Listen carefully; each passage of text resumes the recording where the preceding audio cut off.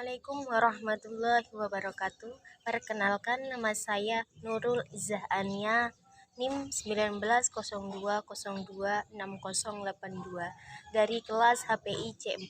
Di sini saya akan menjelaskan tentang korupsi.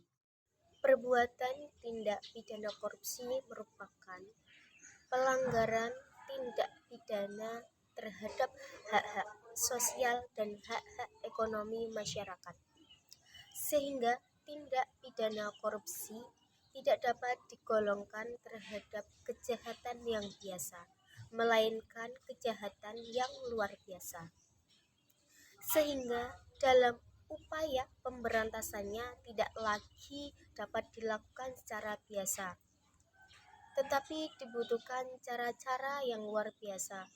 Di sini saya akan membahas tentang hadis-hadis tentang korupsi dan pemberantasannya. Yang pertama yaitu gulul. Gulul adalah penyalahgunaan jabatan, padahal jabatan adalah amanah. Oleh sebab itu, penyalahgunaan terhadap amanat hukumnya adalah haram dan termasuk perbuatan tercela. Perbuatan gulul misalnya hadiah, komisi, atau apapun namanya yang tidak halal dan tidak semestinya ia mendapatkannya, sesuai hadis yang diriwayatkan oleh hadis riwayat Abu Daud.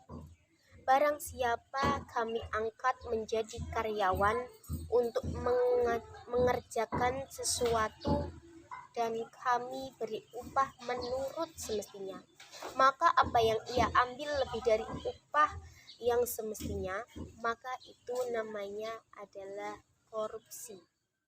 Contoh lainnya yang mengenai gulu adalah perbuatan kolutif, misalnya mengangkat keluarga atau orang terdekat yang tidak memiliki kemampuan untuk menduduki jabatan tertentu, padahal ada orang lain yang lebih mampu dan pantas menduduki jabatan tersebut. Dan yang kedua yaitu sarikoh atau pencurian. Di sini menurut Syarbini Al-Khatib, yang disebut pencurian adalah mengambil barang secara sembunyi-sembunyi di tempat penyimpanan dengan maksud untuk memiliki, yang dilakukan dengan sadar atau adanya pilihan serta memenuhi syarat-syarat tertentu. Islam mengakui dan membenarkan hak milik pribadi. Oleh karena itu, Islam akan melindungi hak milik tersebut atau milik orang lain. Dan contoh lain yang lebih ironisnya yaitu pencurian yang dilakukan oleh petugas atau pejabat yang memang bertugas untuk mengurus uang atau kekayaan negara. Oleh karena itu, menurut Islam, petugas atau pejabat yang bertugas mengurus uang tersebut apabila melakukan pencurian dan kesalahannya jauh lebih besar dan lebih banyak, ia termasuk golongan yang berkhianat, karena menjaga amanat termasuk kewajiban Islam dan khianat dilarang secara mutlak. Dan yang ketiga itu riswah atau suap. Menurut terminologi fikih, suap adalah segala sesuatu yang diberikan oleh seseorang kepada seorang hakim atau yang bukan hakim agar ia memutuskan suatu perkara untuk kepentingannya agar ia mengikuti kemauannya. Suap bisa terjadi apabila unsur-unsur telah terpenuhi. Yang pertama, yang disuap yaitu al-murtashi, yang kedua penyuap yaitu al-rosi, yang ketiga suap al-riswah. Suap sangat dilarang atau dibenci dalam Islam karena sebenarnya perbuatan suap termasuk perbuatan yang batil, baik yang menyuap maupun yang disuap. akan dilaknat oleh Rasulullah sebagai bentuk ketidaksukaan beliau terhadap tidak keadilan. Dari berbagai bentuk korupsi yang ada di Indonesia, kalau kemudian dikaitkan dengan hadis-hadis yang tadi telah saya sebutkan, konsep hukum Islam mengenai korupsi yang telah dikemukakan tadi. Pertama, apabila korupsi uang negara dilakukan oleh pejabat yang diberi amanat bertugas oleh keuangan negara, maka termasuk pengkhianatan dan gulul. Contohnya bisa kita lihat dalam kasus korupsi dan haji BLTI, kasus korupsi anggota DPR atau DPRD. Kemudian yang masih hangat sekarang yaitu penyalahgunaan wewenang anggota KPU dalam masalah tender proyek pemilu 2004 yang lalu dan kasus-kasus yang lainnya.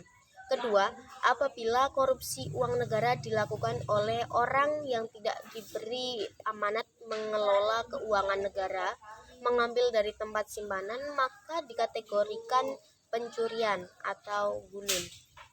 Yang ketiga, apabila warga biasa memiliki prakarsa untuk mengeluarkan dana, hadiah, jasa atau barang lainnya sebagai suap kepada pejabat untuk melancarkan atau memenuhi permohonannya, maka prakarsa datangnya dari pejabat negara sebagai bentuk pemerasan.